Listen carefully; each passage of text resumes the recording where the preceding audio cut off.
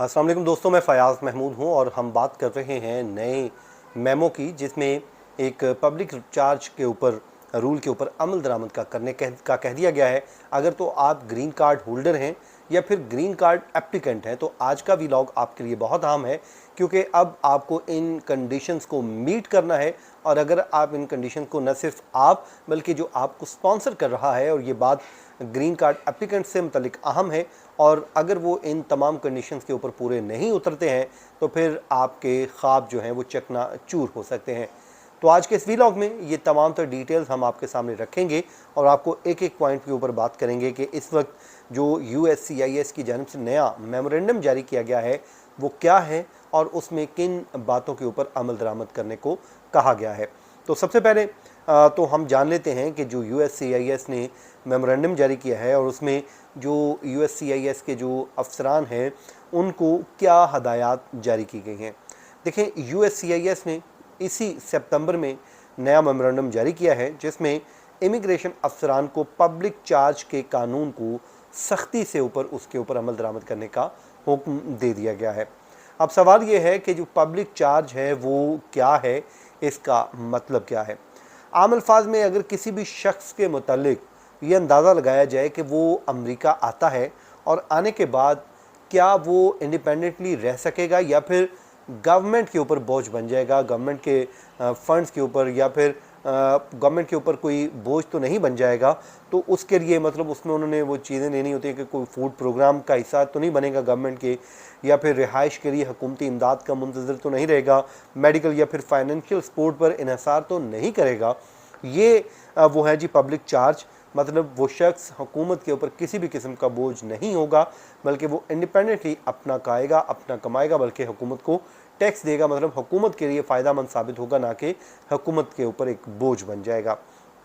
अब ऐसे में इस बुनियाद पर अब आपको ग्रीन कार्ड मिलना है या फिर रिजेक्ट होना है, इस नए मेमोरेंडम में कहा गया है। ज़ाहिर है ये वही चीज़ें होती हैं, लेकिन उनको बार बार रिमाइंड करवाया जाता है कि अब इन चीज़ों के ऊपर सख्ती से अमल हो रहा है।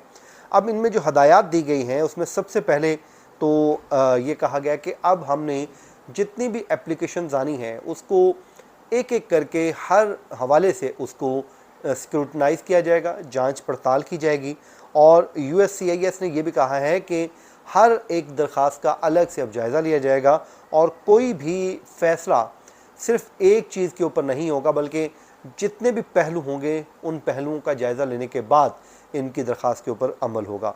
मतलब सबसे पहले तो ये जाना जाएगा नंबर 1 पे कि आपकी एज क्या है। अब इस पे वो ज़ाहिर है कोई डिटेल्स तो नहीं आई कि किस एज वाले बंदे को प्रेफर किया जाएगा, लेकिन अगर आप यंग हैं और बिल्कुल छोटी उम्र के हैं तो फिर तो आपके लिए कोई ना कोई रास्ता निकल सकता है। नंबर 2, आपकी हेल्थ कैसी है। मतलब ये ना हो कि आप बीमार हैं और कल को आकर हुकूमत के ऊपर आप बोझ बन जाएं, तो हुकूमत आपका बोझ उठाने को अब तैयार नहीं है। नंबर 3, आपको स्किल भी आपके पास है या नहीं, एजुकेशन है या नहीं, इस चीज़ का अब जायज़ा लिया जाएगा। और आप एक जहन नशीन कर लीजिए, आज के दौर में जितने भी लोग बाहर जाते हैं उनके लिए स्किल जो है किसी न किसी स्किल का होना बहुत ज़रूरी है, तभी आपके लिए रास्ते हैं, वरना आपके लिए मुश्किलात हैं। फिर आपकी जो फैमिली है वो कितने अफराद के ऊपर मुश्तमिल है, ये भी जायज़ा लिया जाएगा नंबर 4 पे। और फिर जो आपको स्पॉन्सर कर रहा है, जो आपकी हेल्प करेगा, क्या वो है या नहीं, इस काबिल भी है या नहीं है। नंबर 2 जनाब, जो ये उनमें चीज़ें आ गई। नंबर 2 जो एफिडेविट ऑफ सपोर्ट है उसका आप वो एक तफसीली जायज़ा लिया जाएगा, उन्होंने कहा है।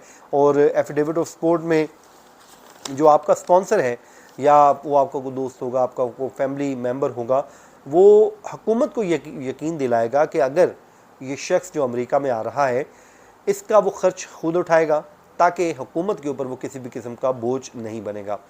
और अब सिर्फ ये एफिडेविट ऑफ सपोर्ट ही देना काफ़ी नहीं होगा, बल्कि मेमो के मुताबिक अफसरान को ये भी देखना है कि स्पॉन्सर जो बंदा कर रहा है क्या वो माली तौर पे वाकई मुस्तहकम भी है या नहीं है।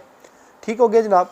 उसके बाद उसकी आमदन क्या है, उसका बैंक बैलेंस क्या है, ये तमाम तर चीज़ें अब उसने देनी है। फिर उसने क्या वो ख़ुद गवर्नमेंट की किसी प्रोग्राम पे या इमदाद के ऊपर तो इन्हिसार नहीं कर रहा, गवर्नमेंट के फ़ंड के ऊपर ख़ुद तो इन्हिसार नहीं कर रहा।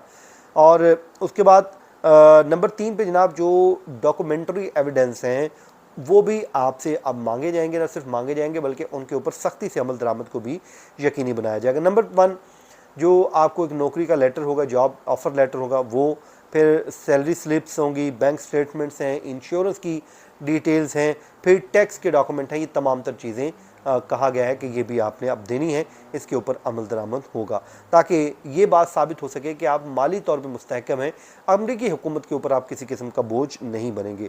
और अगर ये पॉलिसी पे अमल दरामद होता है और ग्रीन कार्ड आप लेना चाहते हैं, तो अब आपको इस पॉलिसी के मुताबिक रखते हुए आपने अपनी दरख्वास्त देनी है और इसी के मुताबिक ही आपका फ़ैसला होना है, क्योंकि इमिग्रेशन जो इस वक्त सख्तियाँ की जा रही हैं, रिफॉर्म्स लाई जा रही हैं, वो इसलिए लाई जा रही हैं ताकि मुश्किल ना हो। उसके बाद जनाब एप्लीकेंट्स को अब देखना क्या है, नंबर 4 पे वो ये है कि अगर आप अमेरिका में इमिग्रेशन लेने का इरादा रखते हैं तो ऐसा स्पॉन्सर आपने इंतखाब करना है जिसकी आमदन हुकूमत के तय करदा जो मेयार के मुताबिक हो, और आप सेहत, रोज़गार, तालीम और इंश्योरेंस के एविडेंस आपके पास होने चाहिए, वरना फिर आपके लिए मुश्किलात हो सकती हैं।